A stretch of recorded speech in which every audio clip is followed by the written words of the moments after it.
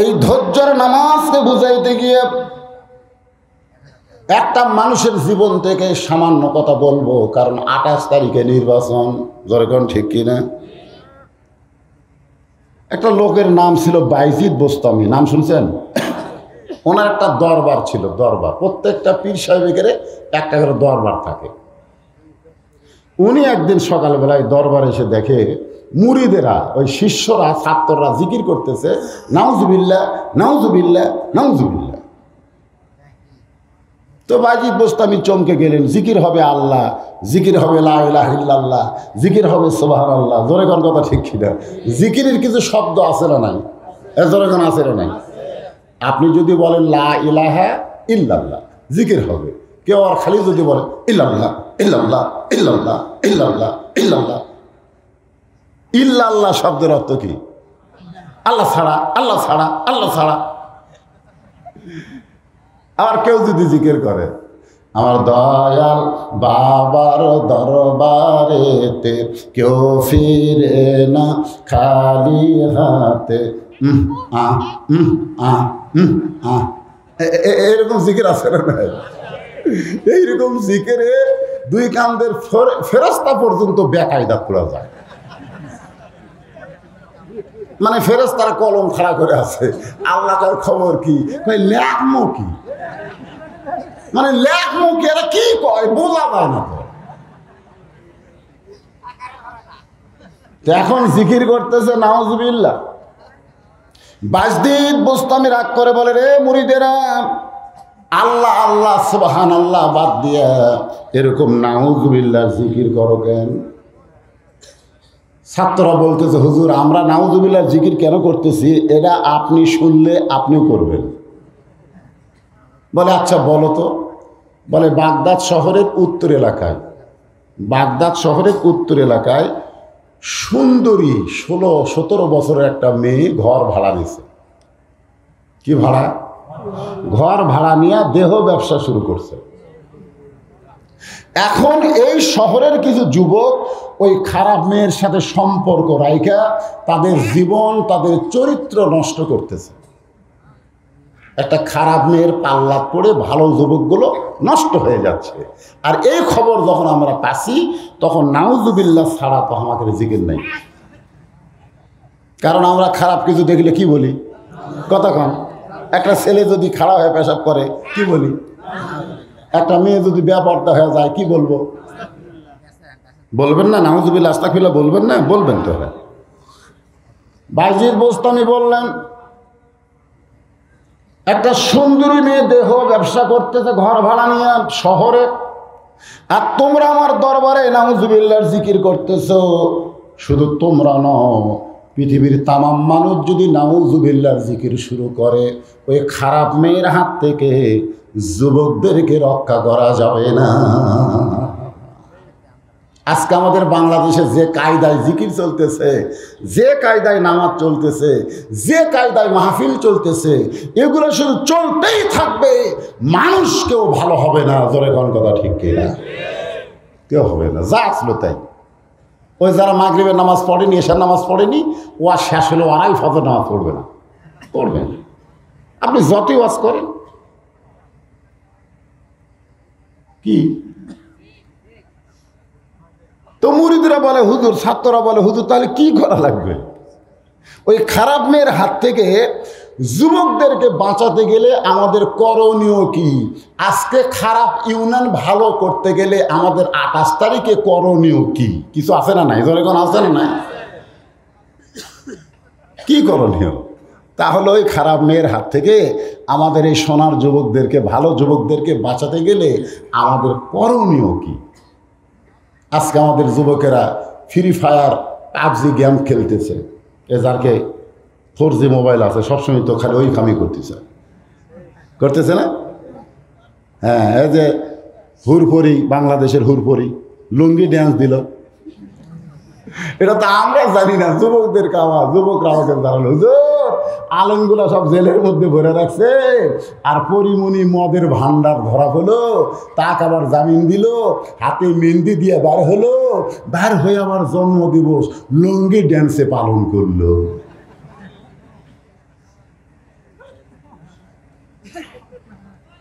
পরিমণির মতন বিশ্ব বেহায়া আমাদের বাংলাদেশে থাকবে আর আমাদের যুবকগুলো ভালো হবে, এটা কখনোই কল্পনা করা যায় না। ধরে বলেন কথা ঠিক কি না?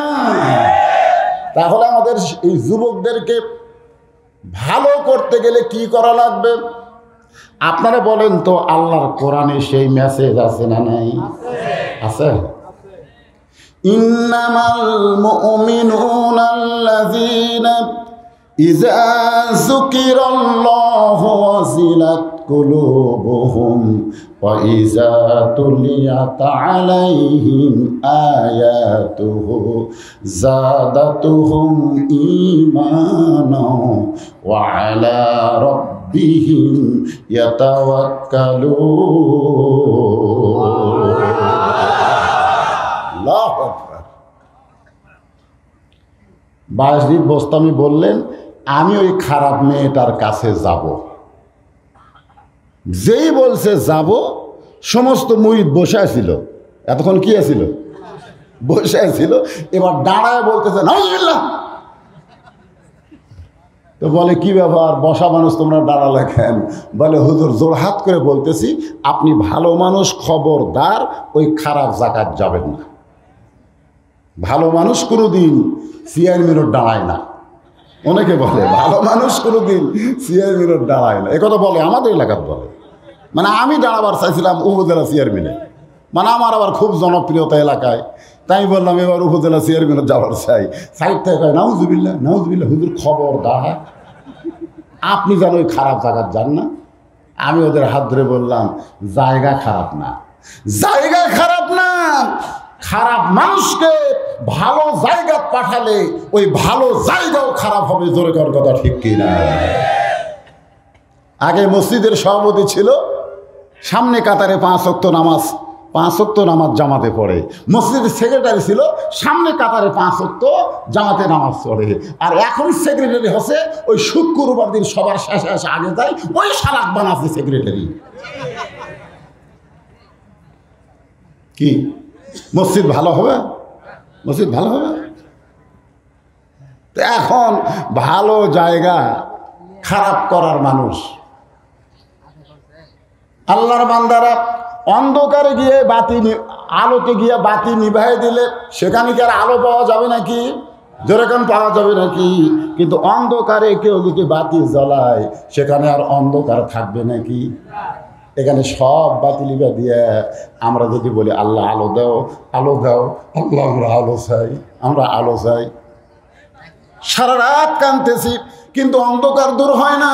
হঠাৎ একজন লাইট মারছে, যেই লাইট মারছে অন্ধকার নাই। কেরে অন্ধকার গেল কোথায়? লোকটা বলতেছে যখন লাইটের আলো আসে তখন অন্ধকার খেদানোর দোয়া করা লাগে না, আপনি অন্ধকার দূর হয়ে যায়। আমাদের বাংলাদেশে যতই আলোচনা করেন, যতই দোয়া করেন, যতই দরুদ পড়েন, অন্ধকার থেকে আমরা আলো পাবো না যতক্ষণ পর্যন্ত কোরআন নামক হেজাক লাইট জ্বলান না হবে। ধরে কোন কথা ঠিক কি না?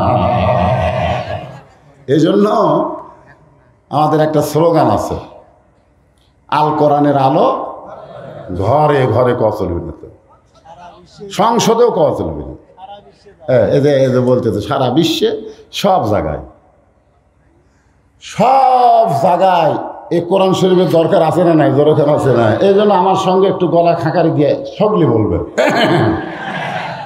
আল কোরআনের আলো। এই ঘরে ঘরে কারা খোলেন?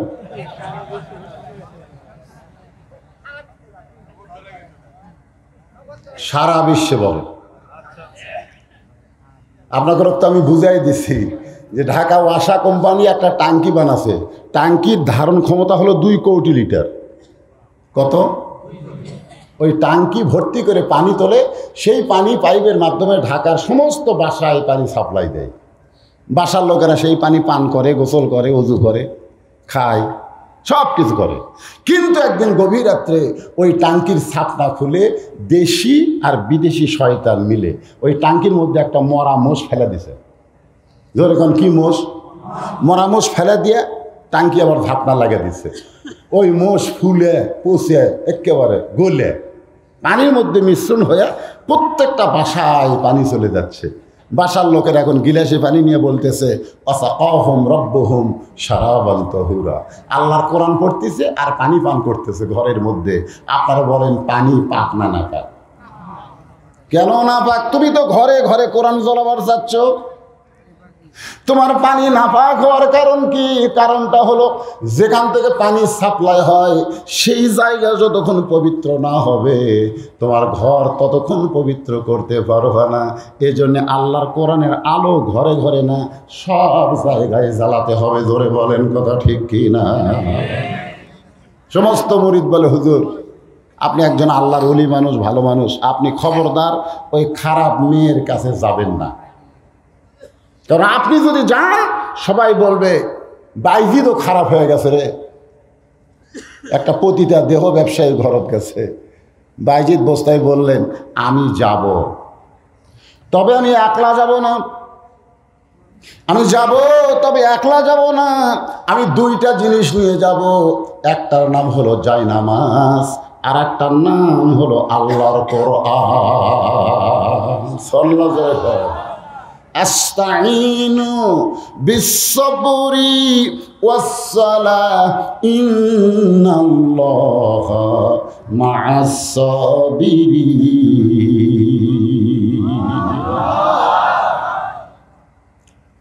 ডান কান্দে জায়নামাজ নিছে। জায়নামাজ বোঝেন আপনারা? জায়নামাজ, ডান কান্দে জায়নামাজ আর এই ডান হাত দিয়ে এরকম বুকের সাথে আল্লাহর কোরআন। আপনারা কোনোদিন এই কোরআন শরীফ বুকে ঠেকাবার পারছেন? পারবেন না তো, কারণ লা ইয়ামাসসুহু ইল্লা মুতাহহারুন। এটা স্পর্শই করা যাবে না নিজের শরীর পবিত্র না হলে। আমাদের বাংলাদেশে অনেক যুবক আছে এরকে শরীর পবিত্র নাই, এরা পেশাব করে পানি দেয় না, খারাপ হয়ে পেশাব করে। এরকম আছে না নাই? এখানে যত মানুষ আছে সবাইকে যদি বলি আসেন তো ভাই কোরআন শরীফ একটু হাত দেন তো ভাই, অনেকে বলবে হুজুর আজগানা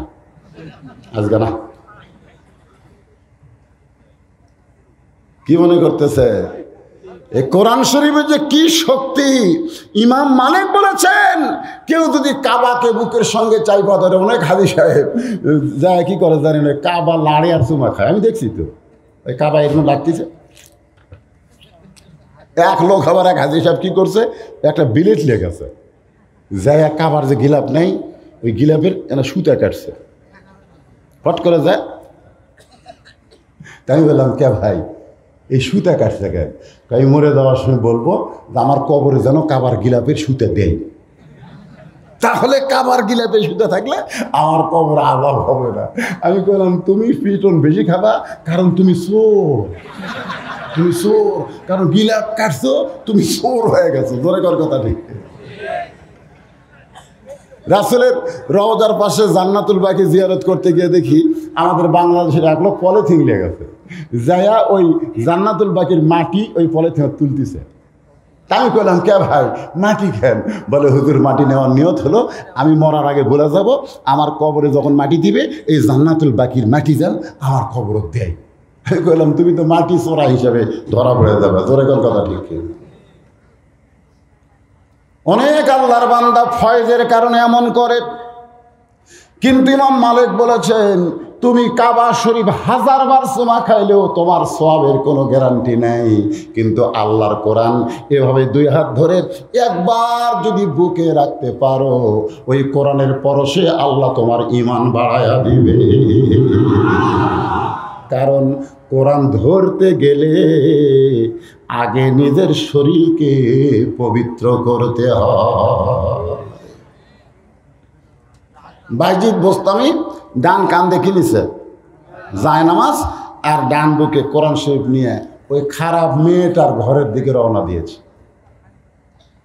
যেই মাত্র খারাপ মেয়ের এরিয়াত গেছে, যে সকল যুবক আছে ওখানে লাইনে বোঝেন না, একজন বার হলে আর একজন লাইনে, এই যুবকেরা বলতেছে কিয়ামত হবে, ভালো মানুষ কেন খারাপ জায়গায়? জিঙ্কা আজকে বাংলাদেশের কোন হুজুর যদি চেয়ারম্যানের পদে দাঁড়ায় অনেকে বলে কিয়ামত হবে, লোভ আছে, হুজুরেরও লোভ আছে, গম মারা খাবার চায়। হুজুর গম মারার জন্য যাচ্ছে, ইন্নাল্লাহা ইয়ামুরুকুম আন তুআদ্দুল আমানাতি ইলা আহলিহা ওয়া ইযা হাকামতুম বাইনান নাস আন তাহকুমু বিল আদল। জোরে কোন সুবহানাল্লাহ। জুমার দিনে অর্ধ পৃথিবীর খলিফা হযরত ওমর কেবল খুতবা শুরু করছেন, এমন সময় একজন মুসল্লি মাঝখান থেকে দাঁড়িয়ে বলে, আমিরুল মুমিনিন, আপনার খুতবা শোনা জায়েজ নাই, আপনার খুতবা শোনা জায়েজ নাই। সঙ্গে সঙ্গে ওমর ফারুক অর্ধ পৃথিবীর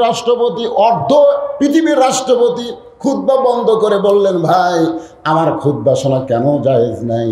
বলে, আমাদেরকে খাটো পাঞ্জাবি দিয়ে আপনি লম্বা জুব্বা পরে খুতবা দিচ্ছেন, আমাদেরকে বাইতুল মাল থেকে আপনি খাটো পাঞ্জাবি দিয়ে আর আপনি লম্বা জুব্বা পরে খুতবা দিচ্ছেন।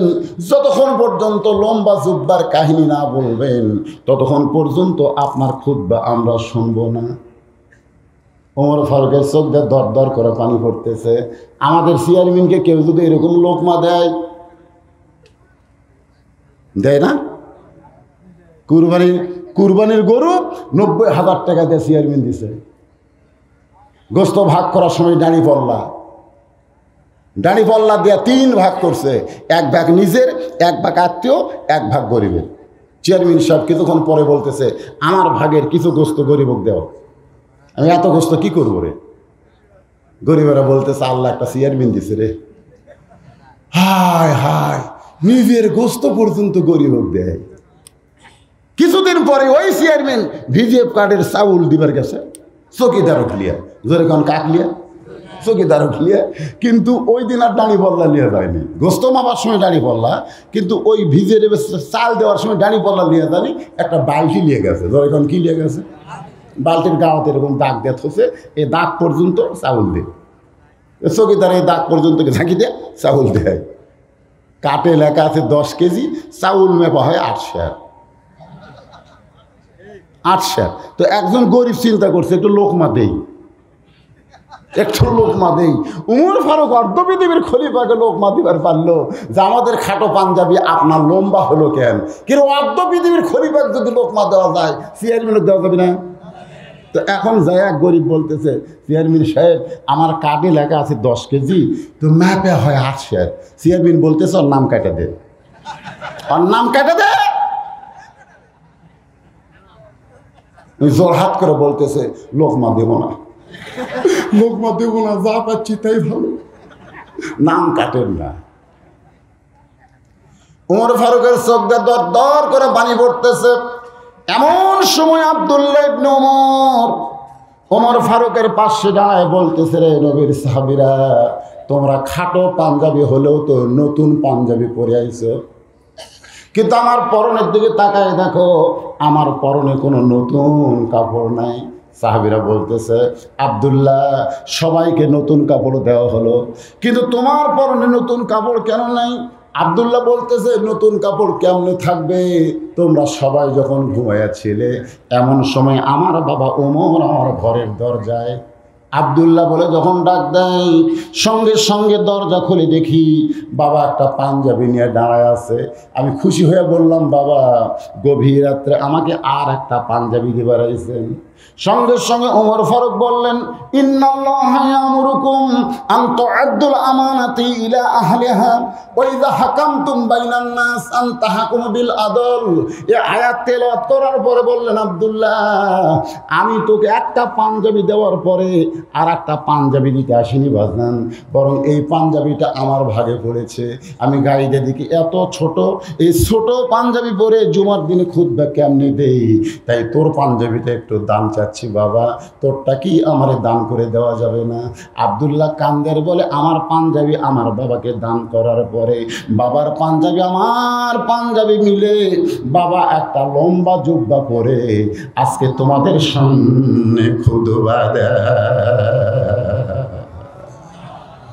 সমস্ত সাহাবীরা কান্দের বলে, এদের কি ভোট দেওয়া যায়? এরাই নেতা, এদের কি নেতা মানা যায়? জোরে কোন কথা ঠিক কি না? আল্লাহর বান্দা একটু মনোযোগ দেবেন। যারা আশেপাশে লাইন ধরে ছিল, এক যুবকের পরে আর এক যুবক ঢুকবে, তারা বাইজিদকে দেখেই কি কয়, নাউজুবিল্লাহ নাউজুবিল্লাহ। এই ভালো মানুষটা খারাপ জায়গা। চলো আমরা থাকবো না। ভালো মানুষ খারাপ জায়গাতে আসলে আল্লাহর গজব পড়বে। সমস্ত যুবক যখন চলে গেছে, একটা যুবক চিন্তা করে যে এই মানুষ বাইজিদের মতো একজন মানুষ, টুপিওয়ালা, দাড়িওয়ালা, জুব্বাওয়ালা, হ্যাঁ, আল্লাহওয়ালা মানুষ, এই খারাপ মেয়েটার কাছে কেন আসলো, এটা আমার তদন্ত করা লাগবে। যখন কি করা লাগবে, এই ঘরের দেওয়ালের পাশে এই যুবকটা লুকে আছে, দেখি তো বাইজিদ কি কয়। বাইজিদ খারাপ মেয়েটার দরজায় গিয়ে সালাম দিলেন, আসসালামু আলাইকুম ইয়া আহলাল বাইত, সুবহানাল্লাহ বলেন।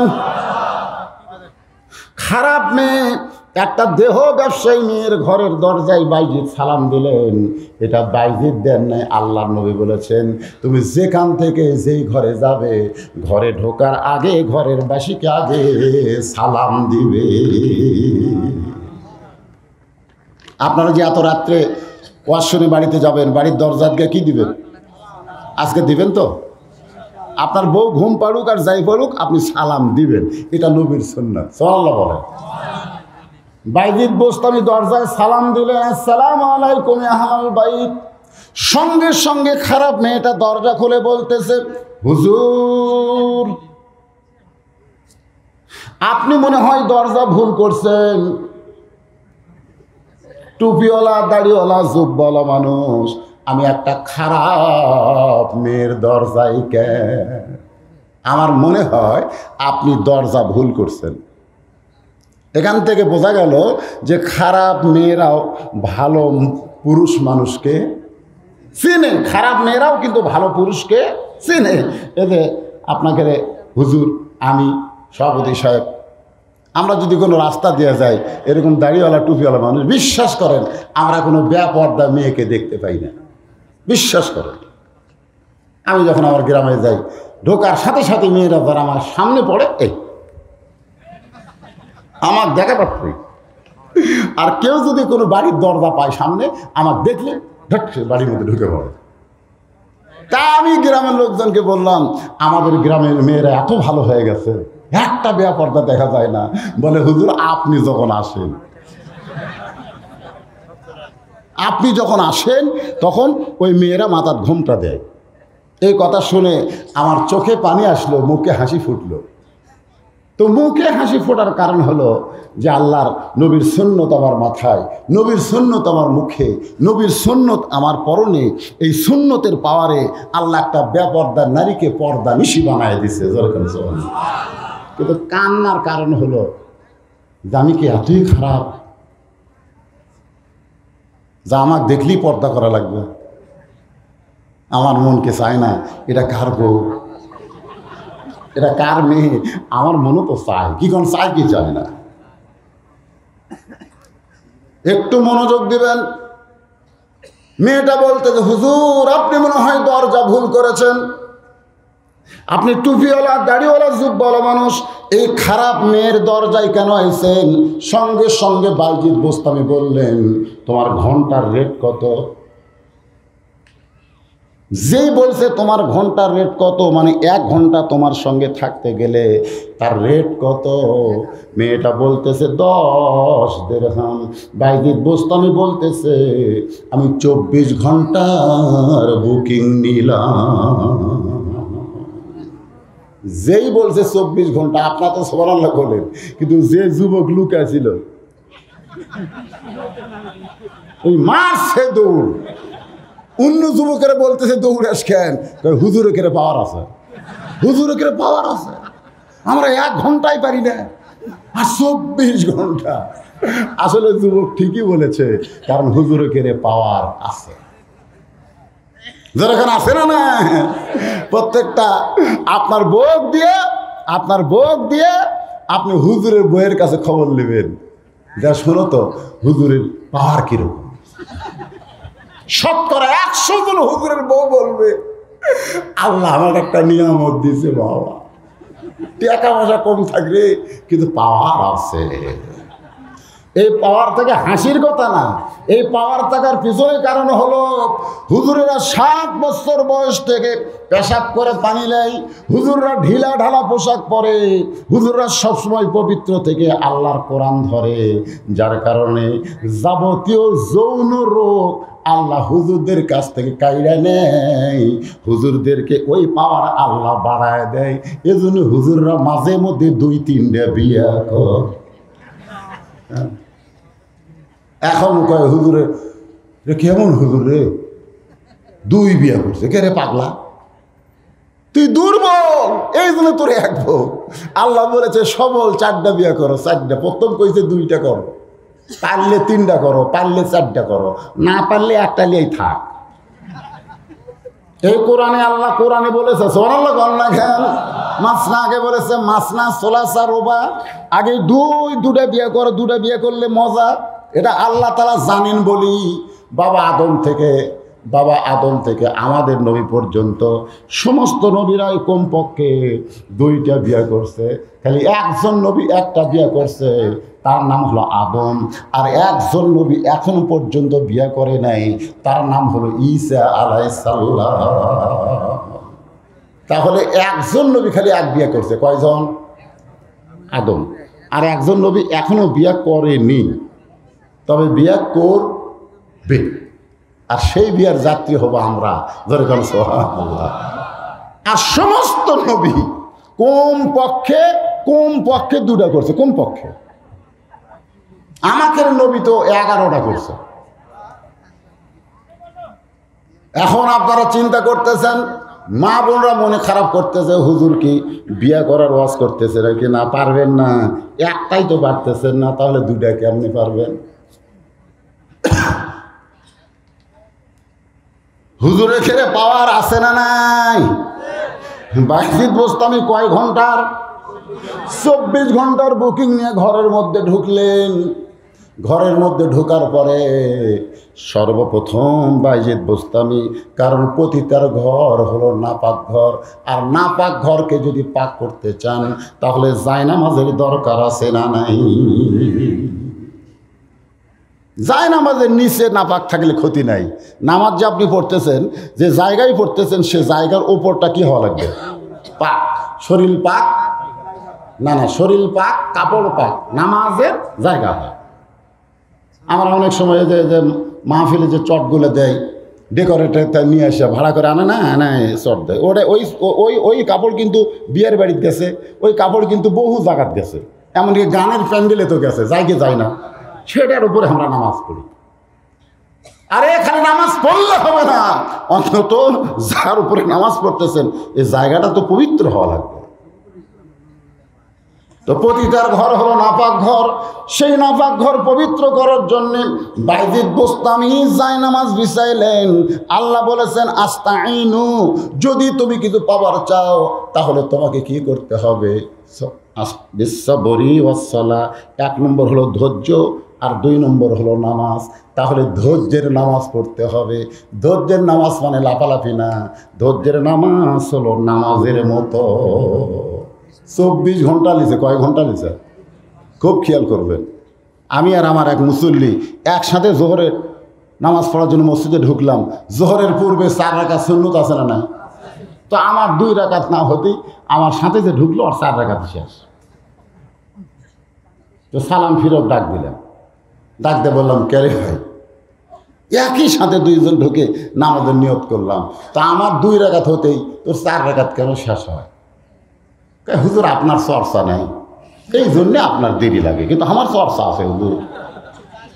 আমি কইলাম তুই নামাজের মধ্যে যেভাবে সূরা ফাতিহা পড়ছিস, তুই যে 4 রাকাত নামাজ পড়লি, প্রত্যেক রাকাতে সূরা ফাতিহা আছে না নাই? ধরে কোন আছে না নাই? লা সালাতা ইল্লা বি ফাতিহাতিল কিতাব। নামাজই হবে না যদি সূরা ফাতিহা না থাকে। তো তুই যে সূরা ফাতিহা পড়লি, এটা তো পড়া লাগবে কমন, তো কিভাবে পড়লি একটু আমাকে শুনে তো। তাই হুজুর আপনি বুঝবার পারবেন না। আরে পাগলা, তুই কিভাবে পড়লি বুঝবার পারি না ভাই, একটু শোনা তো।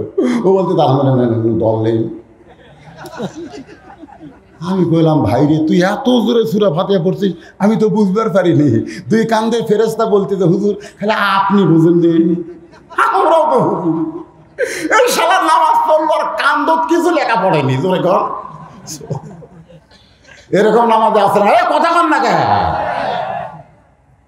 যদি আপনি ঠিক মতো সুবহান রাব্বিয়াল আযীম বলতে পারেন রুকুতে 3 বার কমপক্ষে, সুন্দর করে সুবহান রাব্বিয়াল আলা সিজদায় কমপক্ষে 3 বার, আর রুকু থেকে সেজদার মাঝখানে আল্লাহুম্মা গফিরলি ওয়ারহামনি ওয়াহদিনি 3 তাসবিহ পরিমাণ যদি আপনি জিকির করতে পারেন, কবরে যাওয়ার পরে আপনাকে যখন মুনকির নাকির প্রশ্ন করবে মান রব্বুকা, তোমার রবকে সঙ্গে সঙ্গে নামাজ দাঁড়িয়ে বলবে, রে মুনকির নাকির, কাকে রব সম্পর্কে প্রশ্ন করতেছিস?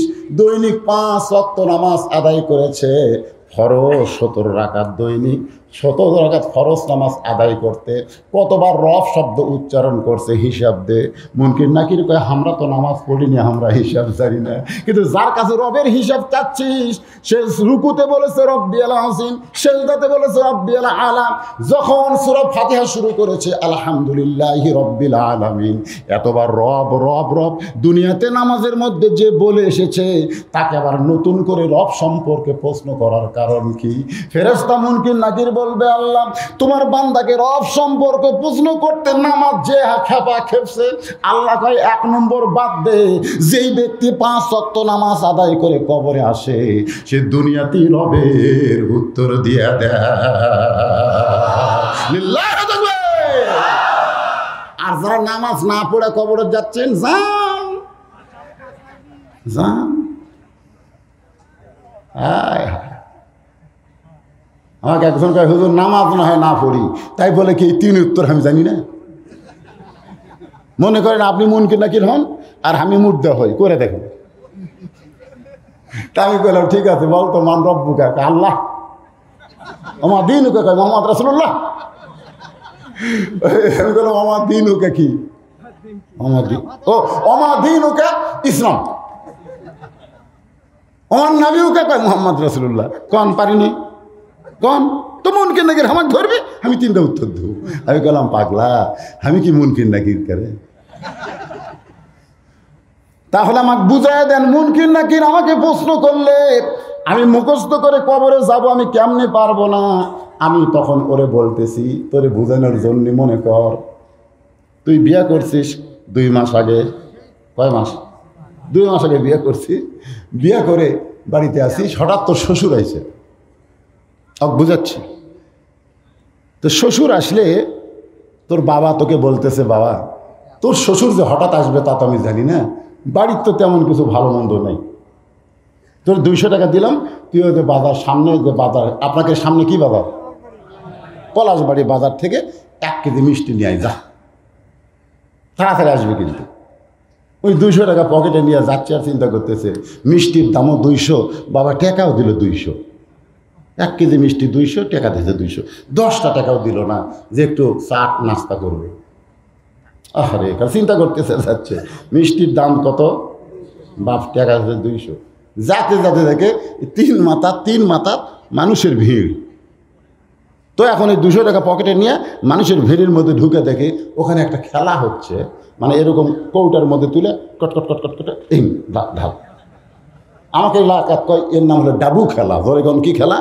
ডাবু। এরকম আগে ভিতরে ওই গুটি ঢুকাইয়া এতে সব লুডু খেলে না, লুডুর মতন গুটি গট গট গট গট করে ঢাল। যাই 10 ধরতেছে তাই 20 পাচ্ছে, যাই 20 ধরে তাই 40 পায়, যাই 40 ধরে তাই 80 পায়। ওই এখন চিন্তা করি কেরি, যাই ধরে তার ডবল পায়।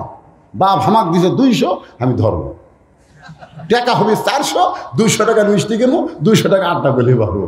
এই মনে করে ওই 200ই ধরছে। ওই dabu goat goat goat goat goat goat হেলে করছে, নট গিল্টি। তো নট গিল্টি কি? নাই, তো 200 টাকাই নাই। আমি দেখলাম 10 ধরলে 20 পাই, 20 ধরলে 40 পাই, 40 ধরলে 80 পাই। আমি 200 ধরছি 400 পাওয়ার আশায়। বলতেছি এতক্ষণ তুমি পাওয়া দেখছো, আর তোমার দিয়ে যাওয়া শুরু হচ্ছে। তুমি কি মনে করছো আমরা সারাদিন খালি দিয়ে যাবো? আগে আমরা লোভ দেখাই, এই বেশি ধরছে। ও এখন চিন্তা করি, শ্বশুর বাড়ির বসে আছে, বাবা 200 টাকা দিচ্ছে মিষ্টি খাওয়ার জন্য, মিষ্টি কেনার জন্যে, আর সেই টাকা আমি জুয়া খেলা খেললাম। আমি কি করি? চিন্তা করতে করতে পলাশবাড়ি বাজারে গেছে। মিষ্টির দোকানদারকে বলতেছে, ভাই 1 কেজি মিষ্টি দেন, কিন্তু টাকা আজকে দিবার পারবো না। বলে টাকা কেন আনো নাই? বলে টাকা বাবা দিছিল, জুয়া খেলা টাকা হারছি, তোমাকে সামনে হাটে 200 টাকা দিব। আপনারা বলেন তো, যেই লোক জুয়া খেলে বাপের টাকা হারে তারে কেউ বাকি দিবে নাকি?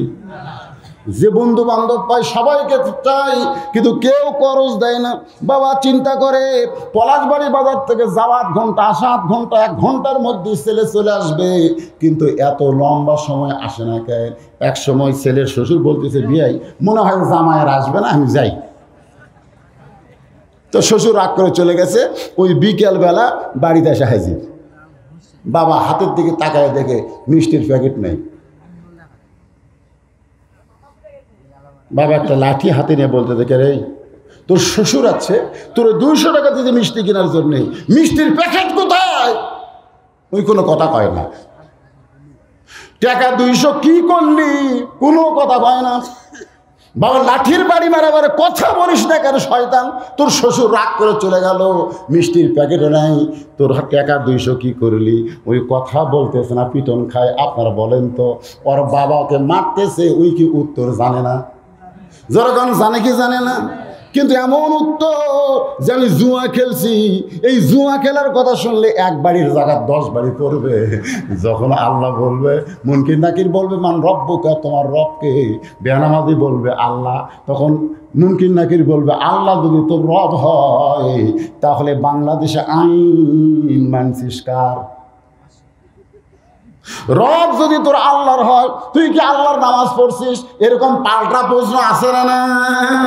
উত্তর জানার পরেও দিবার পারবে না, কারণ দিলেই পিটন আরো বাইরে যাবে। তাই বলবো, ভাইজান আপনাকে উত্তর দেওয়া লাগবে না, আপনি 5 ওয়াক্ত নামাজ নিয়ে কবরে যান, আপনার পক্ষে নামাজ উত্তর দিয়া দিবে।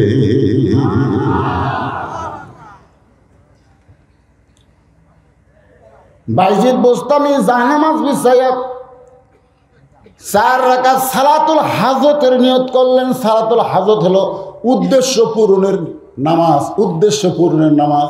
বাইজিদের উদ্দেশ্য হলো এই মেয়েটা যেন ভালো হয়ে যায়, সেই উদ্দেশ্যে নামাজ পড়তেছে। কার? আর জোরে বলেন কার? নামাজের মধ্যেই কিন্তু দোয়া আছে, সূরা ফাতিহা আছে না নাই? দোয়াটা শুরু হয় আগে কি হয় দেখেন, আগে কিন্তু আমরা কারো কাছে কিছু পাওয়ার চাইলে একটা চেয়ারম্যানের কাছে যায় যায় বলে, চেয়ারম্যান সাহেব 1 টন গম দেন তো। চেয়ারম্যান গম দিবি? চেয়ারম্যান তোর তোর তোরকে আমি হুকুমে চাকর। তো চেয়ারম্যানের কাছে গম চাইলে সরাসরি গম চাওয়া যাবে না, আগে চেয়ারম্যান লিখতে হবে, মাননীয় সম্মানিত চেয়ারম্যান সাহেব, আমি আপনাকে অত্যন্ত ভালোবাসি, আমি আপনার অত্যন্ত অনুগত, গত নির্বাচনে আমি আপনাকে ভোট দিয়েছি এবং আমার যত বন্ধু বান্ধব ছিল সবাইকে ভোট দিবার কইছি। আবার সামনে নির্বাচন আসলে আমি আপনার কর্মী হিসাবে কাজ করব, আমাকে দয়া করে 1 টন গম দেন। তখন চেয়ারম্যান এটা পুরো কবি দে, এটা আমারই লোক। তো আল্লাহর কাছে যদি সরাসরি আপনি বলেন ইহদিনাস সিরাতাল মুস্তাকিম, আল্লাহ দিবে? দিবে না। এজন্য আগে আল্লাহর প্রশংসা, আলহামদুলিল্লাহি রাব্বিল আলামিন। আপনি এমন একজন রব, সমস্ত বিশ্ব জগতের আর রহমানুর রহিম, আপনি দাতা এবং দয়ালু, অতি দয়ালু। মালিক ইয়াউমিদ্দিন, আপনি হলেন বিচারক সেই দিনের। এরপরে দেখেন এত কিছু বলার পরে বলতেছে ইয়াকা না'বুদু ওয়া ইয়াকা নাস্তাইন, আপনার কাছে আমরা এমনি এমনি চাই না, আপনার গোলামি করি, আপনার বন্দিগি করি, এর কারণেই আমরা চাই। আল্লাহ বলে, বান্দারে তুই কি চাস, তুই কি চাস? সঙ্গে সঙ্গে বলি ইহদিনাস সিরাতাল মুস্তাকিম। আল্লাহ আমরা কিছু চাই না। এই 3 জন এই একসাথে উঠলে কেন? কি শোনেন, এই মাহফিল থেকে হঠাৎ করে যখন কোনো ছেলেরা উঠবে আপনারা মনে করবেন এরা সিজার করা। যখন এরা কি করা? এরা সিজার করা। আমরা হলাম এনালক, সিজার করা না। আমাকেও পেটর থেকে বের হতে আমাকে মায়ের ঠেলা হচ্ছে। জোরে কোন কথা ঠিক কিনা? কি বলবো প্রসবের কথা, মা বিনে সেই ব্যথা কেউ তো বুঝিবে না। মাজন ঠেকিয়া সন্তানের দায়, অকালে মা মারা যায়, কেন সে মায়ের ভক্তি করো না। আর এখন মায়ের পেটের বিশুদ্ধি, পাও একটা থই হাসপাতালের দিকে, কি করবি? কাটিয়ে বের করবো, কাটিয়ে বের করবো। এই কোরআনের ওয়াজ শুনতে শুনতে যারা উঠবি মনে করবেন এরা সিজার করা। কে রাগ করতেছেন? একটা মুরব্বী মানুষ উঠতেছে না, এই তিন চেনা কি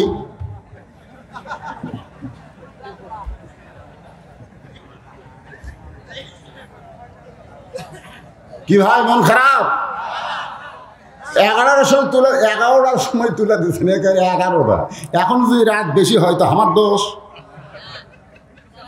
দোষ আমার। এখন 12টা পার হয়ে গেছে, যে তারিখের বিজ্ঞাপন তারিখ নাই। 1 তারিখ নভেম্বরের 1 তারিখ, আজকে এই মুহূর্তে নভেম্বরের 1 তারিখ, বিজ্ঞাপন করছেন 31 অক্টোবর আছে। তারিখ পরিবর্তন হয়ে গেছে। আপনাকে শোনাইতেছে, একটু মনোযোগ দিয়ে শোনেন। বর্তমান বিশ্বের প্রেক্ষাপট, সামনে 28 তারিখে নির্বাচন, শোনার দরকার না। আমার ভোট আমি দিব, যাকে খুশি তাকে দিব। এই যে গাড়ির মধ্যে হাত থেকে বাইর করে, গাড়ি তো চলতেছে সেই নওগাঁ থেকে রাজশাহী, কন্ট্রাক্টরের চোখে পড়ছে, যা বলতেছে কে রে ভাই এই জানলাতে হাত বার করিস আবার ঢুকেস, বার করিস আর ঢুকেস। তখন বলতেছে আমার হাত আমি রাখবো, যেখানে খুঁজি সেখানে রাখবো। কন্ট্রাক্টর কই কে রে, এর হাতের সাথে যে একটা ট্রাকের বাড়ি খায়। তা আমি গাড়ির কন্ট্রাক্ট নিছি, আমার যাত্রী যদি হাত ভাঙে জনগণ আমার বলবে কি কন্ট্রাক্ট নিলেন, এরা হাত ভাঙলো কেন? তখন কন্ট্রাক্টর রাগ করে বলতেছে ওস্তাদ ওস্তাদ গাড়ি থামান। তো কি হয়েছে? নওগাঁ থেকে ছাড়ছে গাড়ি, রাজশাহী গিয়ে থামবে গাড়ি, থামান কেন? থামান, একটা বেয়া সাইজে উঠছে, এক ঘাড়ত লাগতি দেন আমাদের দেখবি। কারণ গাড়ির মধ্যে চড়বে, গাড়ির নিয়ম কানুন মানবে না। এইরকম ভণ্ড যাত্রী গাড়ির মধ্যে থাকতে পারবে না। ইসলামের ভিতরে ঢুকে মুসলমান দাবি করে তোমার ইচ্ছা মতো ভোট দিবা, এমন বেঈমান মুসলমান আল্লাহ চায় না। ধরে কোন কথা ঢেকে তোমার ইচ্ছা মতো তুমি দিবা, যাকে খুশি। হ্যাঁ, এগুলা বেঈমানি স্লোগান। যাকে খুশি তাকে না, দেখে শুনে দেওয়া লাগবে। ধরে কোন কথা ঠিক কি? একটা নির্বাচনের মধ্যে একটু আনন্দ আছে, সেটা হলো ইউনিয়নের নির্বাচন। আর কোনো নির্বাচনের তো আনন্দ নেই, যাওয়ার আগেই কাম হয়ে যায়। বুড়া মানুষ কাছে ভোট দিবেন, লাতিরা বলতেছে কে দাদা আপনি কষ্ট করে আসছেন কেন? আপনারটা তো আমরা দিচ্ছি, আপনি বাড়ির যান দাদা। তো দাদা যখন যাচ্ছে পেছন থেকে লাতিরা ডাকে দাদা দাদির যান পাঠান না, দাদির দাও। কারে পাগল, তোর দাদি তো মরে গেছে।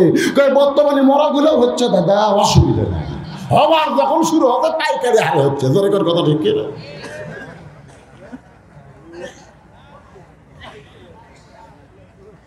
বাইজিদ বোস্তামি রহমতুল্লাহ 4 রাকাত, জোরে কোন কয় রাকাত? 4 রাকাত সালাতুল হাজত নামাজের নিয়ত করে। ওই নামাজের মধ্যে সবচাইতে বড় দোয়া হলো সূরা ফাতিহা। এই জন্যই কিন্তু আল্লাহ নবী সালাম ফিরালি নামাজ শেষ, যেই সালাম ফিরালেন আসসালামু আলাইকুম ওয়া রাহমাতুল্লাহ, আসসালামু আলাইকুম ওয়া রাহমাতুল্লাহ, নামাজ শেষ। নামাজ কি শেষ? নামাজের পরে মোনাজাত, এটা নামাজের অংশ না, এটা হলো আলাদা একটা ইবাদত। জোরে করার কথা ঠিক কিনা? আলাদা মোনাজাত আপনি করেন, কিন্তু সালাম ফিরাল্লাহ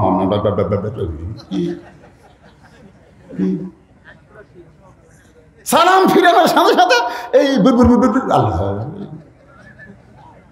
এখন আপনি ইমাম ধরেন, ইমাম সাহেব আপনি যে হাত তুললেন আর নামালেন, কি করলেন? কিছু কইছি তারপর হাতের কথা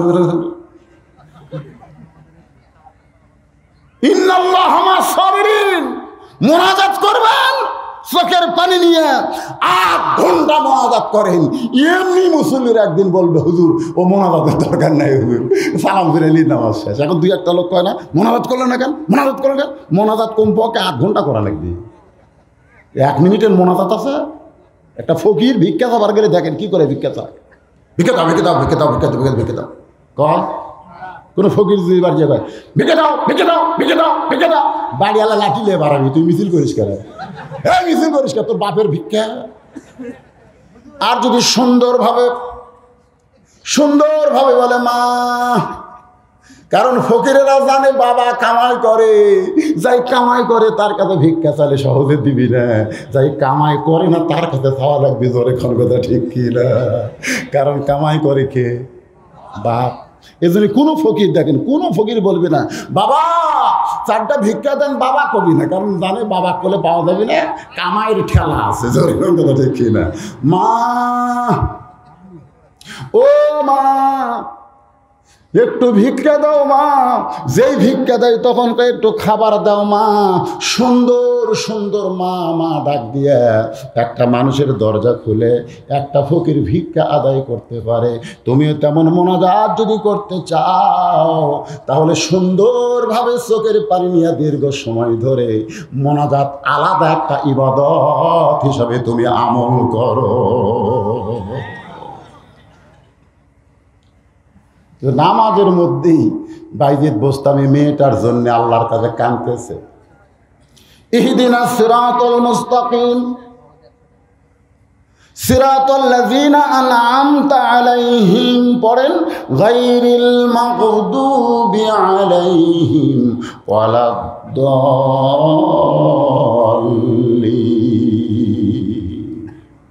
আমিন বলতে কি হয়? কারণ আমিন। বাইজিদ বোস্তামি আমাদের মধ্যে কাঁদতেছে আর বলতেছে আল্লাহ এই মেয়েটা যদি ভালো হয়ে যায় তাহলে বাইরের যুবকগুলো এমনি ভালো হয়ে যাবে। আমি বাইজিদ ইচ্ছা করলে বাইরের যুবকদেরকে বলতে পারতাম এই খারাপ মেয়ের কাছে যাইও না, খারাপ মেয়ের কাছে যাইও না, একটা বললি আর একটা ঢুকে যেত, জোরে কোন কথা ঠিক কিনা? কারণ এদের সংখ্যা কম না বেশি? এদের সংখ্যা বেশি। এই জন্য বাহিরের কোনো যুবককে আমি বাইজিদ হেদায়েতের জন্য দাওয়াত দেই নাই। তুমি বলেছ মান আহসানু কাওলাম মিম্মান দাআ ইলাল্লাহ, ওই ব্যক্তির চাইতে উত্তম কোনো ব্যক্তি নাই যে ব্যক্তি মানুষকে দাওয়াত দেয় আল্লাহ। আমি বাইরে না ঢুকে আমি হেড অফিসের মধ্যে ঢুকেছি, কারণ হেড হলো মেয়ে, মেয়েরা যদি ভালো হয়ে যায় এমনি যুবকেরা ভালো হয়ে যাবে। আজকে আপনাদের এলাকার মেয়েরা যদি সব পর্দানিশা হয় আমাদের একটা ছেলেও খারাপ থাকবে না। বিশ্বাস করেন আমি আপনাদেরকে লিখিত দিতে পারবো, মেয়েরা যদি সব পর্দানিশী হয়ে যায় আপনাদের একটা ছেলেও খারাপ থাকবে না। ডাক্তার কইছে আপনি বয়স হয়ে গেছে, ডায়াবেটিস নিয়ন্ত্রণহীন, একটু দেশি মুরগির ডিম খাবেন। দেশি মুরগির ডিম আবার সকালবেলা খুঁজবার দেওয়া লাগে। আমি সকালবেলা না গিয়ে বিকেলবেলা গেছি মুরগির ডিম খুঁজবে। তো এক ছেলে বলতেছে হুজুর আপনি কি করতেছেন? বলে আমিও খুঁজতেছি বাবা। আমরাও খুঁজছি। একজন বলতেছে হুজুর আপনি কি খোঁজেন এই বয়সে? আমি বললাম মুরগির ডিম খুঁজতেছি বাবা, এ বাড়ি খুঁজতেছি এ বাড়ি খুঁজতেছি। তোরা কি খুঁজিস? আপনি জানেন না হুজুর এই পাড়ার মেয়েরা বেপরদা, তো আমাদের পাড়া থেকে এই পাড়া যাচ্ছি একটু মিস কল বেরবে। বেপরদা নারী যারা যুবক নষ্ট করে তারা, আমি যেই বলবো বেপরদা নারী যারা আপনারা বলবেন যুবক নষ্ট করে তারা। বেপরদা নারী যারা, বেপরদা নারী যারা শরীর নষ্ট করে তারা। আপনারা বলবেন হুজুর আচ্ছা যুবক নষ্ট করে শরীর কিভাবে নষ্ট হলো? শরীর নষ্ট হলো বিয়ের আগেই স্বপ্ন দোষ হয়ে আজকে শরীর শেষ। এই কতক্ষণ না কেন এখানে অনেক যুবক আছে যাদের রাত্রে এরকম হয়ে যায়, আমি তাদেরকে বলবো বাবা তোমাদের শরীর নষ্ট কিন্তু বেপর্দা নারীরাই করতেছে। এই বেপর্দা নারীকে তোমরা দেখতেছো, ওইটাই স্বপ্নের ভিতরে তোমাদের শরীর নষ্ট হয়। বাইজিদ বোস্তামি আল্লাহর কাছে কান্দে বলে মাবুদ একজন মেয়ে হলো একটা মা, আর একটা মা যদি ভালো হয়ে যায় তাহলে তার পেটের সন্তান আল্লাহওয়ালা হয়। যে মেয়েটার কাছে বাইরে ঢুকছে নামাজের ভিতরে বলতেছে এই মেয়েটা কিন্তু একজন মায়ের জাত। জোরে কোন কিসের জাত? একজন খ্রিস্টান নেপোলিয়ান পর্যন্ত বলেছে তোমরা ভালো যদি একটা সন্তান চাও তাহলে ভালো একটা মায়ের দরকার। জোরে কোন কিসের দরকার? ভালো একটা মায়ের দরকার। আল্লাহ এই মেয়েটাকে আপনি ভালো করে দেন। আপনি হেদায়েত দেওয়ার মালিক। হেদায়েত দেওয়ার মালিককে আমার দায়িত্ব হলো দাওয়াত দেওয়া। আমি মানুষের কত কথা শুনেছি, আমার মুরিদরা পর্যন্ত বলেছে নাউজুবিল্লাহ। কত যুবক ছিল তারাও নাউজুবিল্লাহ করে চলে গেছে। আমি সব কিছু ধৈর্য ধারণ করে আমি এই খারাপ মেয়েটার কাছে ঢুকেছি দাওয়াত দেওয়ার জন্য। আমি হলাম দাওয়াত দেনেওয়ালা আর আপনি হলেন হেদায়েত দেনেওয়ালা। সুবহানাল্লাহ। আমরা কি দাওয়াতের নিয়ম নাই, বলতে চলো মসজিদে যাই, চলো মসজিদে যাই। ওই এখন রাগ করে কয় তুই নামাজ পড়েও যা, আমি না পড়েও তাই। তুই কি আমার তা ভালো হয়েছো? দেখবেন চিন্তা করে কে আরে যে দিনই দাওয়াত দেয় ই তো নামাজ পড়েই না, খালি আমার গরম দেখায়। তো কোরআন শরীফ পড়তেছে আর কাঁদতেছে, আল্লাহ আমি দাওয়াত দেই কিন্তু দাওয়াত তো কেউ গ্রহণ করে না। আমি নামাজের কথা বলি, ওই কয় তুই নামাজ পড়াও তা না পড়াও তাই। হঠাৎ পড়তে পড়তে একটা আয়াত আইছে উদউ ইলা সাবিলি রব্বিকা বিল হিকমা মাউইজাতিল লিল হাসানাহ। খালি দাওয়াত দিলে হবে না রে, হিকমতের সাথে কাম করা লাগবে। তো হিকমত কি? আল্লাহর সিনার মধ্যে হিকমত ঢেলে দিয়েছে। ওই দেখে পলাশবাড়ি বাজারে ওই বেনামাজি ঘুরতেছে। কি ঘুরতেছে? বেনামাজি। ওই 3টার সময় যা হাত ধরে বলতেছে চলো যাই। বেনামাজি বলতেছে এখন তো কোনো নামাজের সময় হয়নি। কোথায়?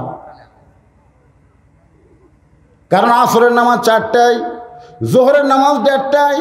তুই 3টার সময় আমার হাত ধরে বলতেছিস চলো যাই। কোথায়? বলে সারা জীবন নামাজের দাওয়াত দিছি, আজকে তোমাকে নামাজের দাওয়াত দেব না, আজকে দাওয়াত দিচ্ছি চলো চা খায়। আপনারা বলেন তো নামাজের দাওয়াত দিলে যে গরম হয়, চা খাওয়ার দাওয়াত দিলে সেই গরম? তো চা খাওয়ার নিয়ে যে বলতে ভাই পেঁয়াজি দাও, জিলাপি দাও, নিমকি দাও। বলে এত কেন ভাই? খান ভাই, আপনি আমার ভাই না। আজকে প্রাণ ভরে আপনাকে খাওয়াবো। খাওয়াতে খাওয়াতে যে 40 টাকা খাওয়ানো হয়েছে, ইতিমধ্যে আসরের নামাজের আযান দিছে। কোন নামাজের আযান দিছে? আসরের নামাজের আযান দিছে। তখন বলছে যে ভাই আমি নিয়ত করেছিলাম আজকে আপনাকে 50 টাকা খাওয়াবো, কিন্তু আল্লাহ আমার নিয়ত পুরো করলো না। 40 খিলাতেই আযান দিল। তা আপনি খালি এখানে বসে থাকেন 10 মিনিট। কয় মিনিট? 10 মিনিট আপনি চেয়ার ছাড়েন না, একটু বসে থাকেন। আমি খালি আসরের নামাজ পড়ে আবার আসে আবার 10 টাকা আপনার খাওয়াবো। এই কথা বলে যেই নামাজে যাবার চাই বেনামাজি খপ করে হাত ধরছে। বলে ভাই হাত ধরলেন কেন? বলে আরে মিয়া তুমি একলা নামাজে যাবে, আমাকে বলবো না? তো বলতেছে এর আগে তো বহুদিন বলছি, এর আগে বহুদিন বলছো, খালি খালি খালি খালি বলছো মিয়া, শুনতে কানের মধ্যে বিষের মতন লাগছে। আজকে 40 টাকা আমার খাওয়াছো, আমার একটা বিবেক নাই? হ্যাঁ তুমি একলাই যাবা, তার মানে আমিও যাব। তখন মনে মনে কয় আল্লাহ খালি খালি তো কাম হয় না, একদিন খালি খালি দাওয়াত দিছি, আজকে 40 খিলেছি, কাম মনে হয় হচ্ছে। হাত ধরে মসজিদের কাছে যায়, বলতে তো ভাই এতদিন নামাজের কথা বলতি, তুমি যে গরম হছো আজকে মনে হয় আরও কিছু কওয়া লাগবে। 1 টাকা না 1000 টাকা। কি কবা? বলে অজু করা লাগবে। বলে কিভাবে? অজু শিখাই দিয়েছে। অজু করার পরে বলতে যে ভাইজান আল্লাহর ঘরের মধ্যে ঢুকতে গেলে ডান পায়ে ঢোকা লাগবে। ডান পায়ে ঢুকছে। এবার বলতে যে ভাইজান একটা দোয়া পড়া লাগবে, আল্লাহুম্মা ফতাহলি আবওয়াব রাহমাতি। এই দোয়াটা পড়ে যেই বেনামাজি বারান্দায় সঙ্গে সঙ্গে নামাজের সামনে কাতারে গিয়া আল্লাহর কাছে বলতেছে আল্লাহ আমার দায়িত্ব ছিল বেনামাজিকে দাওয়াত দিয়া তোমার ঘর পর্যন্ত পৌঁছায় দেওয়া। আমি যেভাবেই হোক তোমার বেনামাজি বান্দাকে ওযু করে ডান পা দিয়া দোয়া পড়াইয়া তোমার ঘরের মধ্যে ঢুকে দিছি। আমার দায়িত্ব শেষ, এখন তোমার দায়িত্ব শুরু। তুমি হেদায়েত দিবা কি দিবা না সেইটা তোমার ব্যাপার, কিন্তু আমাকে ধরবার পারবা না। আমাকে কিন্তু আর ধরবার পারতেছে না, কারণ আমার কাম শেষ। আমি দাওয়াত দিয়ে যেভাবেই হোক তোমার ভালো ঘরের মধ্যে ঢুকে দিছি। ফালিয়াবুদু রব্বা হাযাল বাইত আল্লাযী আতামাহুম মিন জু'ইন ওয়া আমানাহুম মিন খাউফ। ও তো আল্লাহর কাছে চোখের বাড়ি বের করে কানছে। আসরের নামাজের শেষ, নামাজ যেই শেষ হয়েছে তখন বলতেছে ভাই 10 টাকা খাওয়া লাগবে চ। ওই আর মসজিদ থেকে বের হয় না, বলে চ ভাই তুই কি 10 টাকা খাবি না? ওই কান্দের বলে ওই আল্লাহর শপথ করে বলতেছি এতদিন ভিতরে ঢুকে নাই, কিন্তু আজকে ভিতরে ঢুকে নামাজ পড়েছি, নামাজ পড়ার মধ্যে যে এত শান্তি এটা আমি কোনোদিন বুঝতে পারি নাই। যারা নামাজ পড়েন, যারা নামাজ ধরেন, আপনাকে যদি বলা হয় গোটা পৃথিবী দিব, আপনি এশার নামাজ বাদ দেন। আপনাকে কেউ যদি বলে 1 কোটি টাকা দিব, আপনি ফজরের নামাজ বাদ দেন, আপনি তখন বলবেন আমি গোটা দুনিয়া ছাড়তে পারবো, কিন্তু 1 ওয়াক্ত নামাজ আমি ছাড়তে পারবো না। কারণ নামাজ দুনিয়ার এর ক্ষেত্রে গল্প ফুরাচ্ছেই না, এর খালি গল্পই কি আবার কি হচ্ছে রে।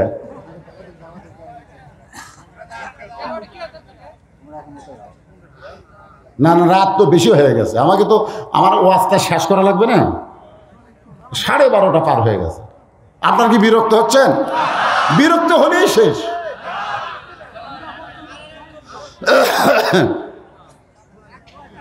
কেরে বাজান, এই করোনা শেষ রে, এখন আর মাস্ক খোলেনি, বা মুখের চেহারা না দেখলে কেমনে হবে? কি করোনা এখন শূন্যের কোঠায়। আল্লাহ তাআলা শুধু বাংলাদেশ নয়, আমরা দোয়া করব গোটা পৃথিবী থেকে করোনা নামক গজব যেন আল্লাহ দূর করে দেয়। জোরে করে আল্লাহুম্মা আমিন।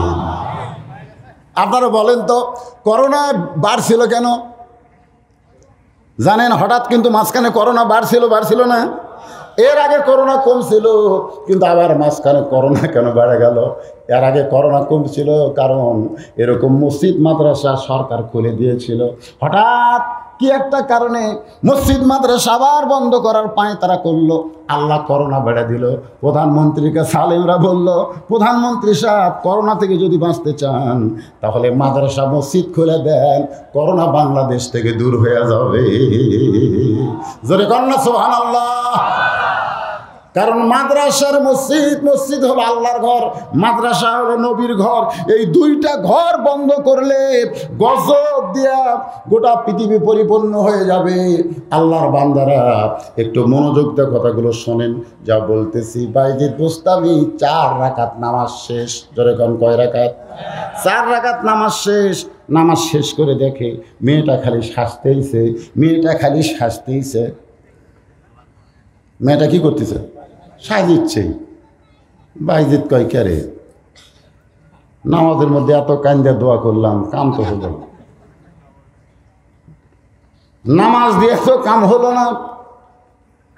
টঙ্গীর ইজতেমায় 1 কোটি মুসলমানের জামাত হয়, চরমনাইয়ের মাহফিলে 1 কোটি মুসলমানের জামাত হয়, প্রত্যেকটা মসজিদে নামাজ হয়, এরপরেও বাংলাদেশের অপরাধ কমতিছে না। বাইজিদ বোস্তামি দেখলেন এ নামাজ দিয়ে এই খারাপ মেয়ে ভালো করা যাবে না। এই খারাপ মেয়েটাকে ভালো করতে গেলে আল্লাহর কোরআন ছাড়া উপায় নাই।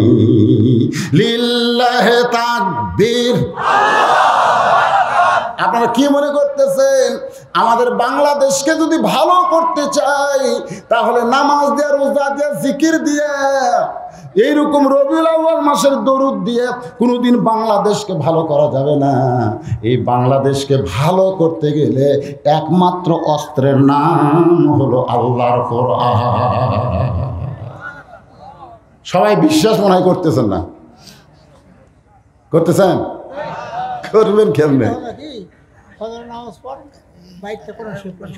হ্যাঁ ঠিক আছে ভাইজান, শোনেন, এই বাংলাদেশে আগে প্রত্যেকটা ঘর থেকে মেয়ে মানুষেরা কোরআন পড়তো। জোরে কোন কথা ঠিক কিনা? হ্যাঁ, আগে কিন্তু মায়েরা দাদিরা কোরআন শরীফ পড়া শেখাইতো। যে বিয়ের সময় কোনো কিছু জিজ্ঞাসা না করলেও ছেলে পক্ষের চাচা হোক বাবা হোক জিজ্ঞাসা করবে, মা তুমি কি নামাজ পড়ো? তখন মেয়েটা বলে আমি নামাজ পড়ি।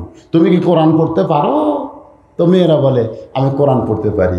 তাহলে কোরআন যদি পড়তে পারো সূরা ইখলাস একটু শোনাও তো মা। মেয়েটা সুন্দর করে সূরা ইখলাস শোনাইলো। এই জন্য আমার এলাকার প্রত্যেকটা মেয়েরা কোরআন শরীফ পড়া পারে, কারণ অন্তত বিয়ের সময় যেন ধরা না খায়। কিন্তু একটা ছেলেকেও কোনোদিন মেয়ের বাপ যায় জিজ্ঞাসা করলো না, বাবা তুমি যে আমার মেয়েকে বিয়ে করবে তুমি কি কোরআন পড়া জানো?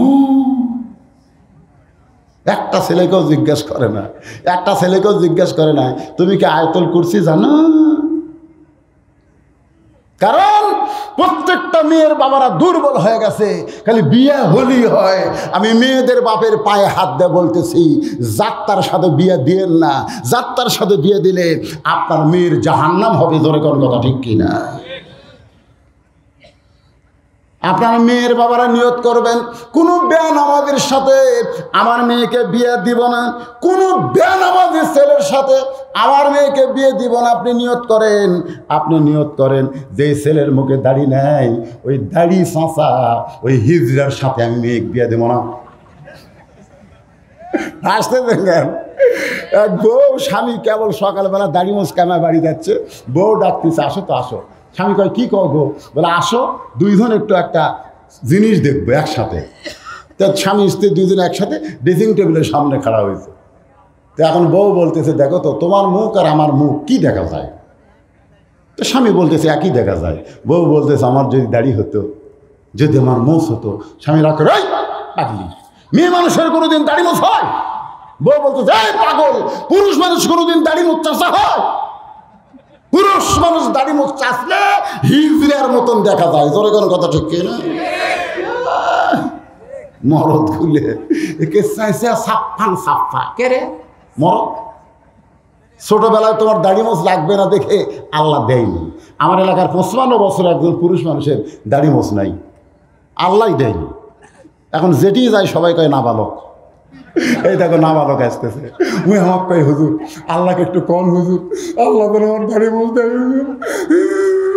দেখ তুই দাড়ি মোছ নাই দেখে বুঝতেছিস, আর যারকে দাড়ি মোছ আছে ওরা কামিয়ে তোর মতন নাবালক হয় রে।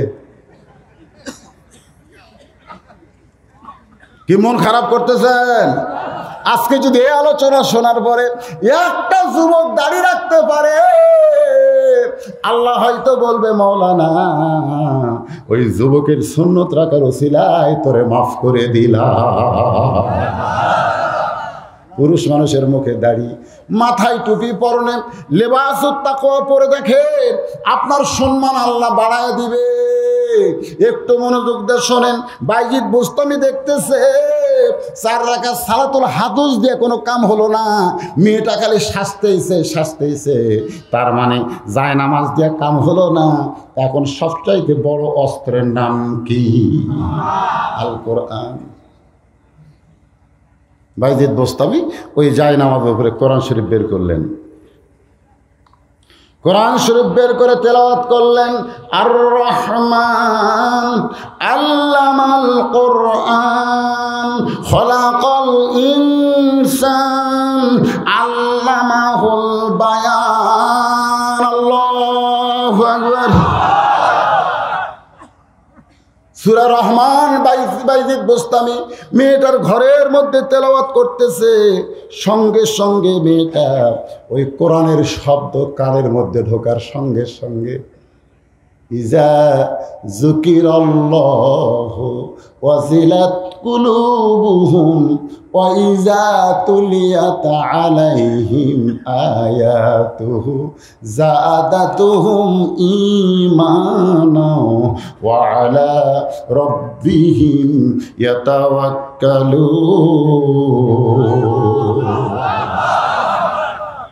কোরআনের সুর ওই খারাপ মেয়েটার কানে গেছে। এতদিন তার কানে কোরআনের সুর কেউ ঢুকাতে পারে নাই, কিন্তু কোরআনের সুর যখন কানের মধ্যে যায় সঙ্গে সঙ্গে মেয়েটা মাথায় ঘোমটা দেয়। সুবহানাল্লাহ। যে মেয়েটা তখন শাস্তেছে, কারণ বুড়ে মানুষ 24 ঘন্টার বুকিং লিছে, 24 ঘন্টা বুকিং লিছে, কিছু করবার না পারলেও অন্তত সাজা গুজা তার সামনে দাঁড়ান দরকার। কিন্তু না, এই মুরব্বী একটা বড় মেয়েটার দিকে তাকায় না। যখন কোরআন পড়তেছে মেয়েটা মাথায় ঘোমটা দিয়া বাইজিদ বুস্তামির পিছনে বসে বসে পড়ে বলতেছে, হুজুর আপনি কে গো? এই খারাপ মেয়েটার ঘরে ঢুকে নামাজ আদায় করলেন। আপনি কে গো? এই পতিতার ঘরে ঢুকে আল্লাহর কোরআন তেলাওয়াত করতেছে।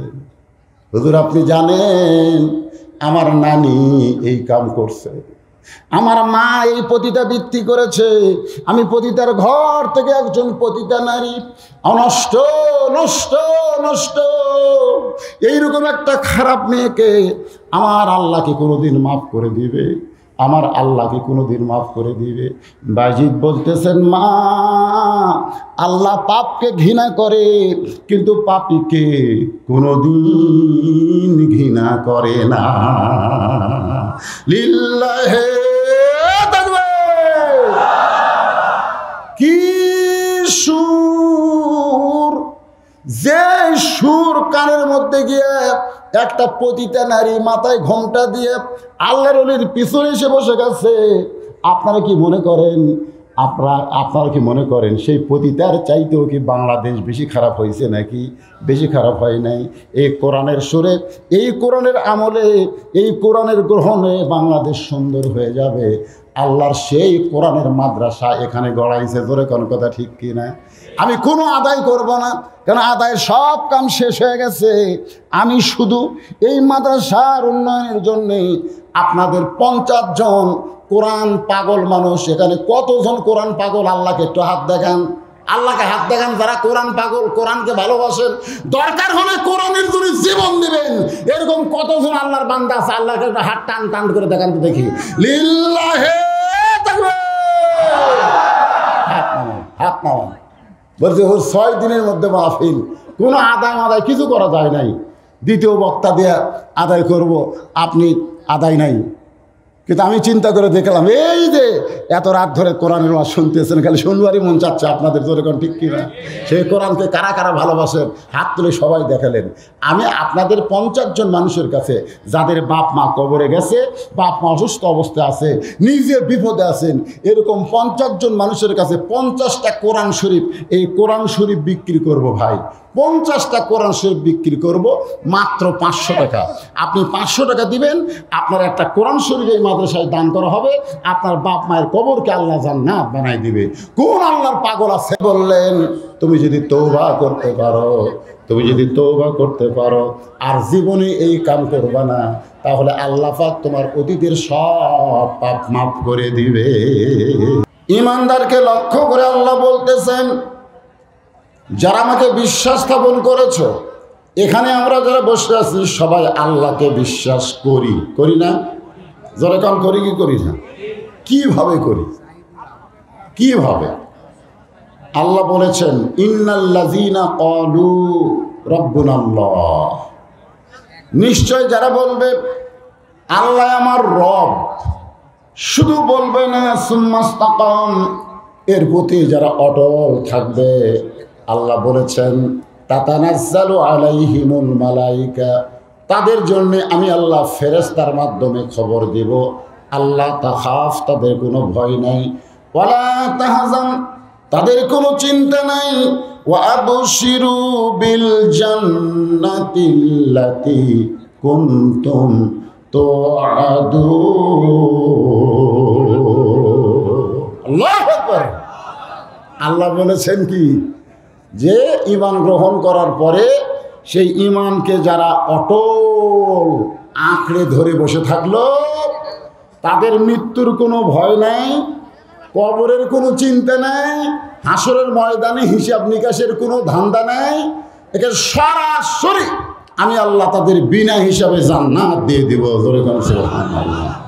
আপনারা কি মনে করতেছেন আল্লাহর সামনে হিসাব দিবার পারবো আমরা? আল্লাহ যদি হিসাব চায়, আমাদের হিসাব দেওয়ার মতন কোনো যোগ্যতা আছে? আল্লাহ বলবে সারা জীবন কোনো কি করছিস তার হিসাব আমি চাই না, আমি খালি একদিনের হিসাব চাই। একদিন সকাল থেকে সন্ধ্যা পর্যন্ত কতবার নিঃশ্বাস টানছিস আর কতবার ছাড়ছিস, খালি এই হিসাব দিয়ে জান্নাতে যা। আমরা তখন কি বলবো? আল্লাহ আমাকে কি ঠেকা পড়ছে? যে সারাদিন কতবার নিঃশ্বাস নিলাম, কতবার ছাড়লাম, তার হিসাব রাখার কি ঠেকা? আল্লাহ বলে ঠেকা তোদের না, ঠেকা হলো আমার। সুবহানাল্লাহ।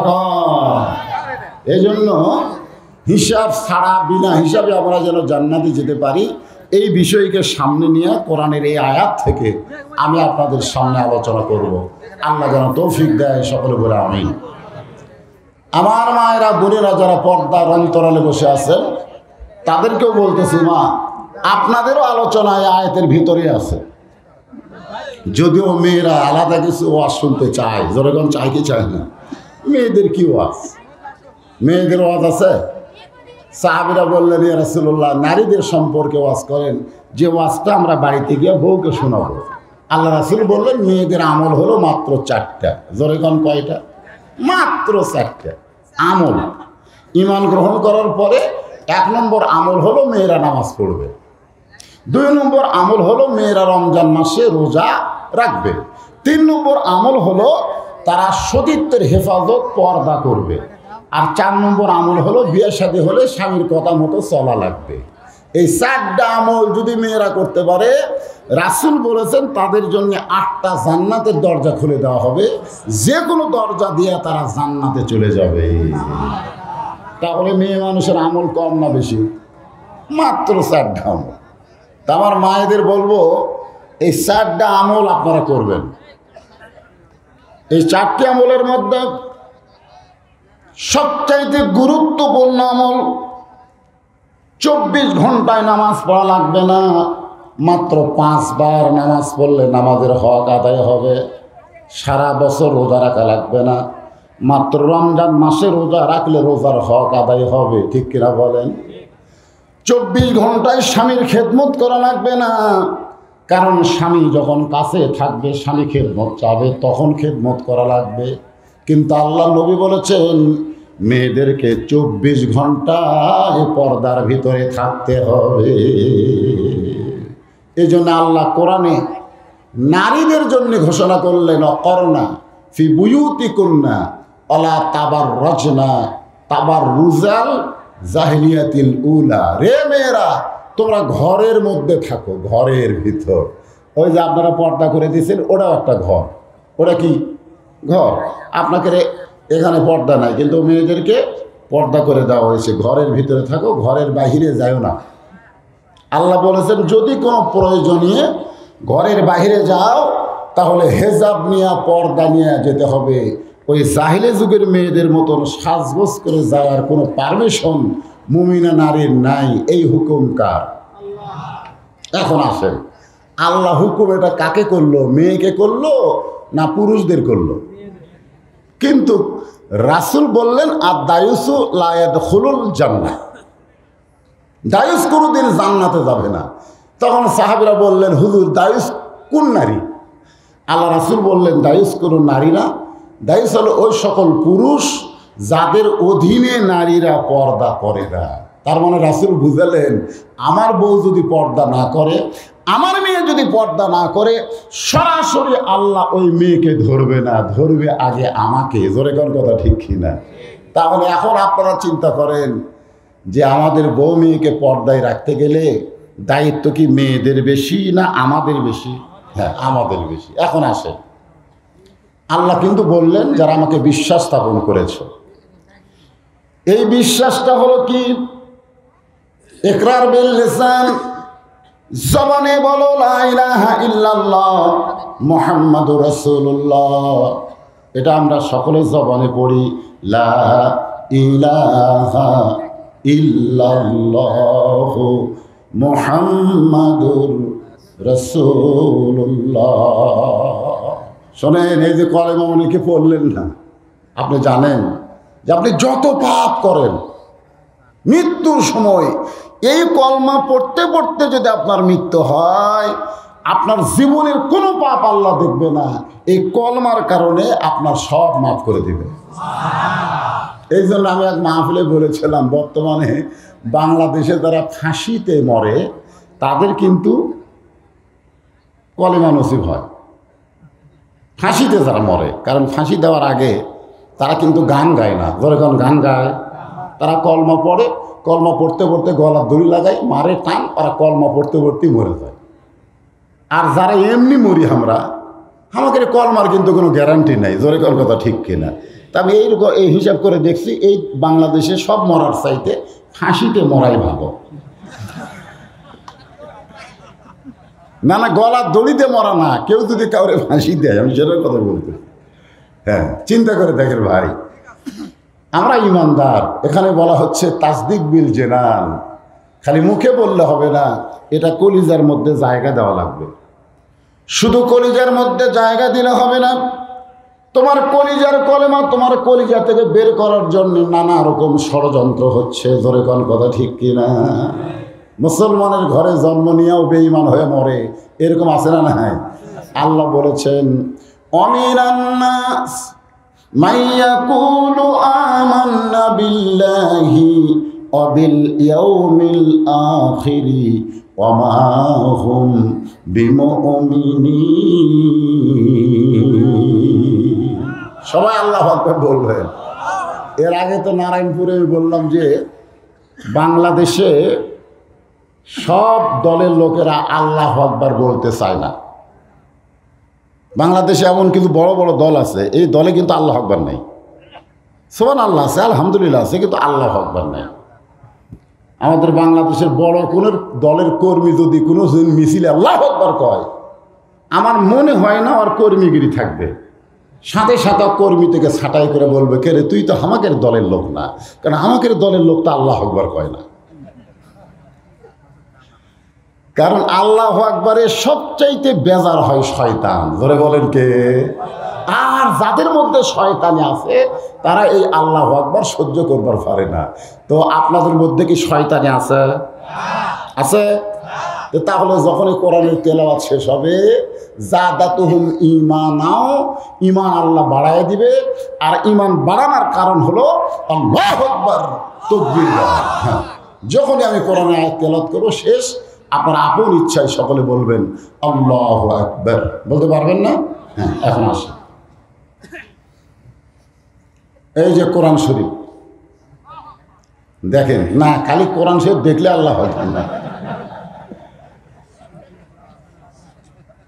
আমাদের জীবনে কোনোদিন আমরা শুনিও নি, কিন্তু এবার আমরা মিডিয়ার কল্যাণে, ইন্টারনেটের কারণে দেখলাম যে আমাদের এই কোরআন শরীফ হিন্দুর মূর্তি হনুমানের পায়ের ওপরে। জোরে খান কথা ঠিক কিনা? এই কোরআন শরীফ শতকরা 90% মুসলমানের দেশে হনুমানের পায়ের উপরে কোরআন শরীফ রাখা হয়েছে। কি মনে করতেছে? এত ওয়াজ, এত আলোচনা, এত কিছু হওয়ার পরেও আমাদের বাংলাদেশে আল্লাহ কি খুশি আছে? জোরে খান খুশি আছে? নাই। এই জন্য আসুন, যে কোরআন শরীফ আমি দেখালাম, সারা জীবন খালি কোরআন দেখে গেলে হবে না, সারা জীবন শুধু কোরআনের ওয়াজ শুনলে হবে না, বাস্তবে আল্লাহর কোরআনকে গ্রহণ করতে হবে। জোরে কোন কথা ঠিক কি না?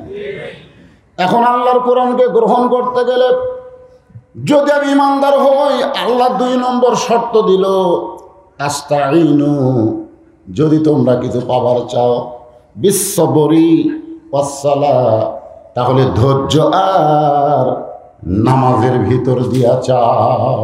1 নম্বর হলো ধৈর্য, 2 নম্বর, 1 নম্বর কি আর 2 নম্বর নামাজ। আমাদের বাংলাদেশে কোন কাজে ধৈর্য কম? আপনারা খেয়াল করে দেখবেন যে একটা লোক মসজিদে জামাতে নামাজ পড়বে, ঢুকছে, 4টায় আসরের নামাজ হবে, মনে করেন 4টায় আসরের নামাজ হবে, ওই যদি 10 মিনিট আগে মসজিদে ঢোকে, এর এই 10 মিনিট সময়ের মধ্যে কমপক্ষে 10 বার ঘড়ি দেখে। কয়বার? 10 বার ঘড়ি দেখে। একবার হাত ঘড়ি দেখে, একবার মসজিদের দেওয়ালের ঘড়ি দেখে, একবার পাশের লোককে বলতেছে, ভাই আর কয় মিনিট আছে? তবে এখনো 3 মিনিট। তখন ওই মুখ খুলে একটা কথা বলেই ফেলে, আজকে ঘড়ি লড়তিছে না, আজকে ঘড়ি লড়তিছে না।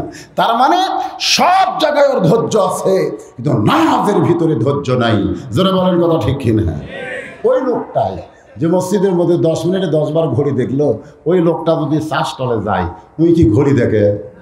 দেখেন কি জন্য দেখে না? সব জায়গায় ওর ধৈর্য আছে, কিন্তু শুধু নামাজে নাই। এই জন্য আল্লাহ বলেছেন, আমি আল্লাহর কাছে যদি কিছু পাওয়ার চাও, আস্তাইনু বিসসবরি ওয়াসসালাহ, ধৈর্য।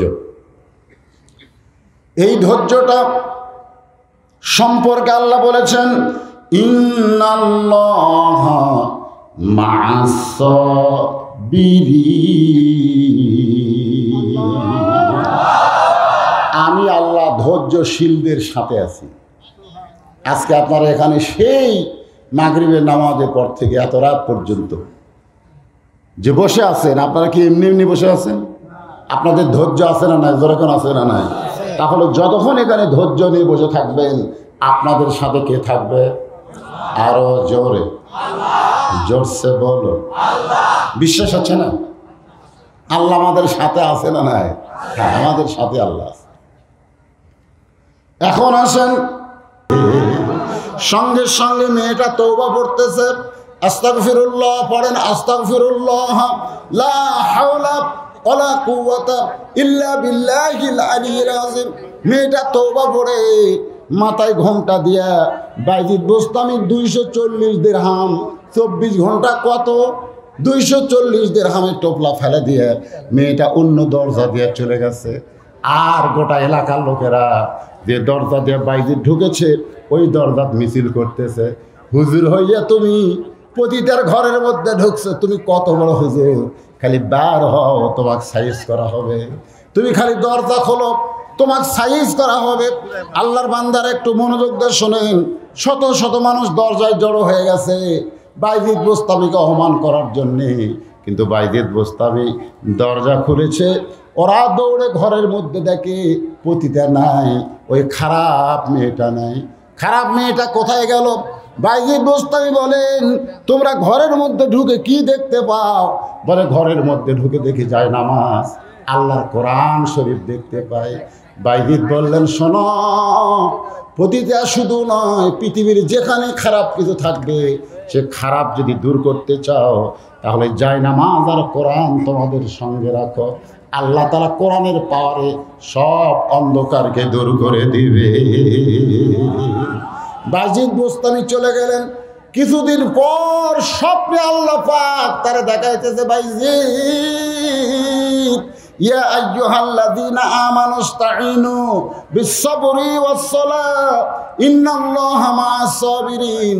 শত মানুষের কথা না শুনে ধৈর্য ধারণ করে ওই খারাপ মেয়েটার ঘরে তুমি যে কোরআনের দাওয়াত দিলে, তুমি কি জানো মেয়েটার খবর কি?